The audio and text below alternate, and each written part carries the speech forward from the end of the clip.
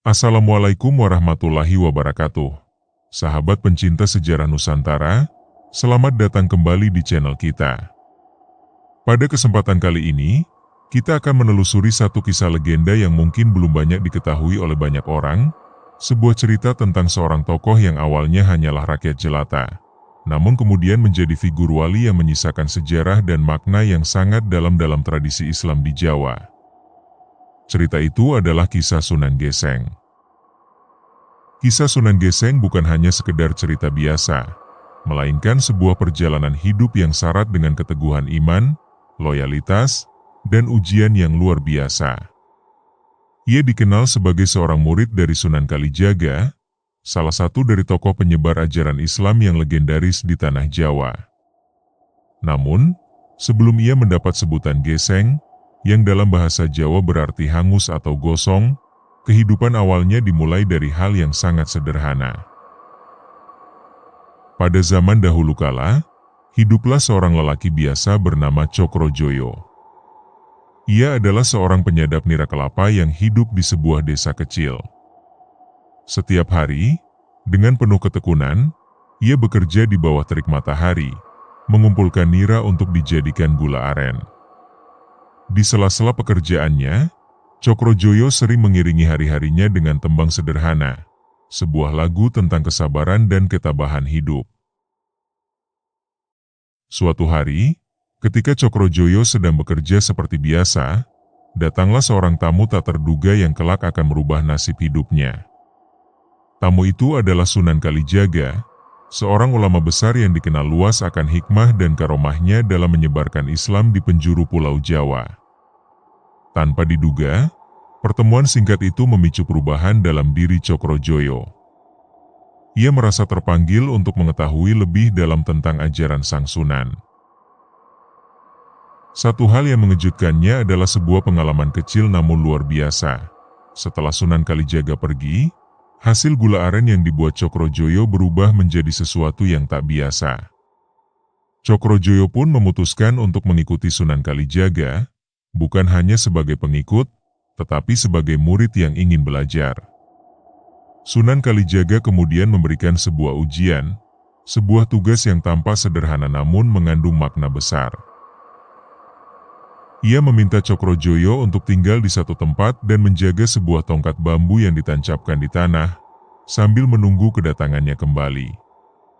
Waktu pun berlalu, hari menjadi minggu, minggu menjadi bulan, bahkan bertahun-tahun berlalu. Cokrojoyo tetap setia di tempat itu, tidak berpindah, terus duduk di samping tongkat bambu tersebut, memenuhi perintah gurunya dengan sepenuh hati. Namun, ketika Sunan Kalijaga akhirnya kembali untuk menjemput Cokrojoyo, pemandangan yang ditemuinya sungguh tak terduga.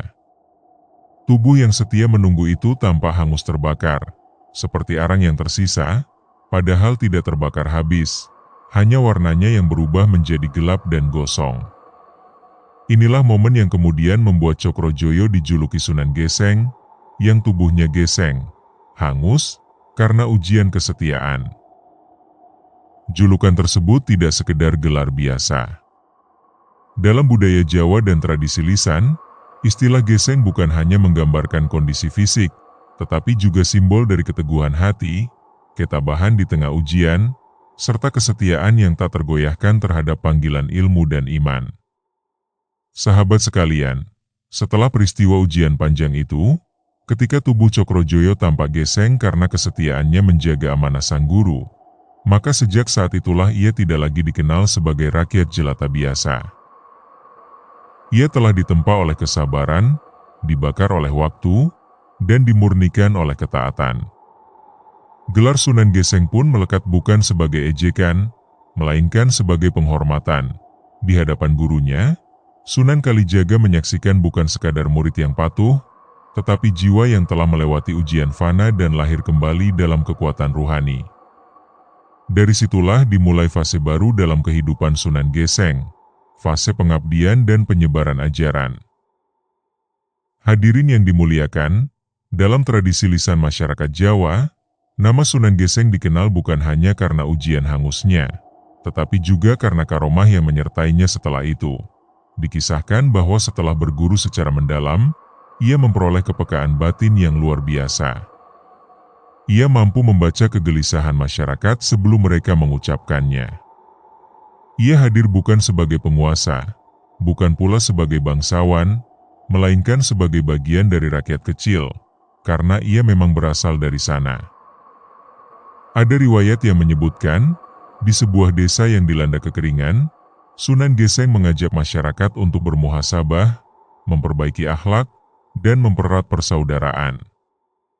Ia tidak langsung berbicara tentang mukjizat, tetapi tentang taubat dan kebersamaan. Hingga akhirnya, setelah doa dan keikhlasan terkumpul, hujan turun membasahi tanah yang retak.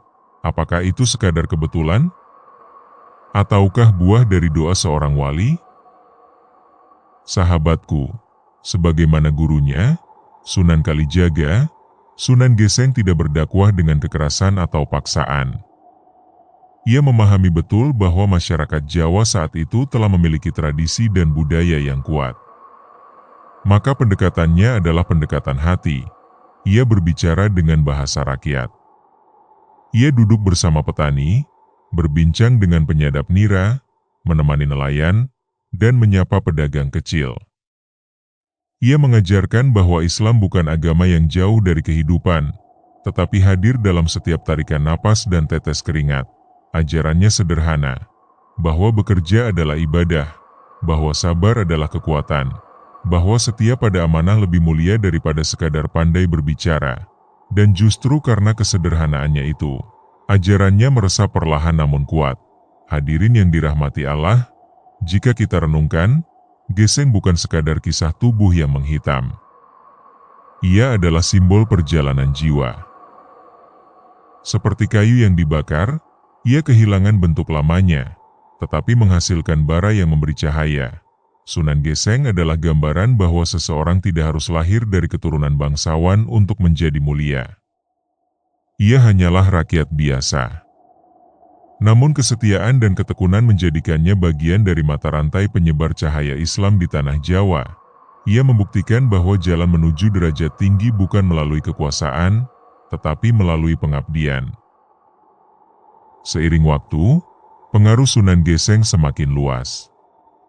Banyak orang datang meminta nasihat, memohon doa, bahkan meminta bimbingan dalam menghadapi konflik sosial. Namun yang menarik, ia jarang menampilkan dirinya sebagai tokoh sakti. Ia lebih memilih menjadi pendengar. Dalam konflik antar kelompok, ia mengajarkan pentingnya memaafkan. Dalam kesenjangan sosial, ia mengajarkan berbagi. Dalam keputusasaan, ia menanamkan harapan. Ia menjadi jembatan antara nilai-nilai Islam dan kearifan lokal. Sahabat sekalian, kisah Sunan Geseng mengajarkan satu hal penting. Ujian yang membakar kita hari ini bisa jadi adalah proses pembentukan diri menuju kemuliaan esok hari. Mungkin kita tidak diuji dengan menjaga tongkat bertahun-tahun. Mungkin kita tidak diuji hingga tubuh kita hangus. Namun kita diuji dengan kesabaran, konsistensi, dan amanah dalam kehidupan sehari-hari. Sahabat yang dirahmati Allah, dari kisah panjang Sunan Geseng, kita belajar satu pelajaran besar yang sering terlupakan di zaman yang serba instan ini. Kesetiaan pada proses lebih penting daripada cepatnya hasil. Ia bukan bangsawan. Ia bukan tokoh besar sejak lahir. Ia hanyalah rakyat biasa yang memilih untuk taat. Bahkan ketika tak ada tepuk tangan, tak ada sorotan, dan tak ada kepastian kapan ujian itu berakhir. Tubuhnya mungkin geseng karena waktu, namun jiwanya justru menyala karena iman. Bukankah hidup kita pun demikian? Terkadang kita merasa lelah menjaga amanah. Kita merasa sendiri dalam kebaikan. Kita merasa doa belum juga dikabulkan. Tetapi kisah Sunan Geseng mengajarkan bahwa Allah tidak pernah menyia-nyiakan kesetiaan seorang hamba. Apa yang tampak seperti pembakaran, bisa jadi adalah proses Maka hari ini, mari kita bertanya pada diri sendiri. Sudahkah kita setia pada sholat kita? Sudahkah kita jujur dalam pekerjaan kita? Sudahkah kita sabar dalam ujian yang sedang kita jalani? Karena bisa jadi, tanpa kita sadari, kita sedang berada dalam proses geseng kita masing-masing. Proses yang akan mengangkat derajat kita, jika kita tetap bertahan. Jika kisah ini menyentuh hati Anda, jangan lupa tanda jempol naik, klik like sebagai bentuk dukungan dakwah sejarah Nusantara. Balon ucapan tulis di kolom komentar, saya siap setia dalam proses. Bel dan aktifkan lonceng notifikasi agar tidak ketinggalan kelanjutan kisah para wali berikutnya. Bagikan video ini kepada keluarga dan sahabat, karena satu kisah bisa menjadi sebab hidayah bagi banyak orang. Sampai bertemu di kisah selanjutnya. Wassalamualaikum warahmatullahi wabarakatuh.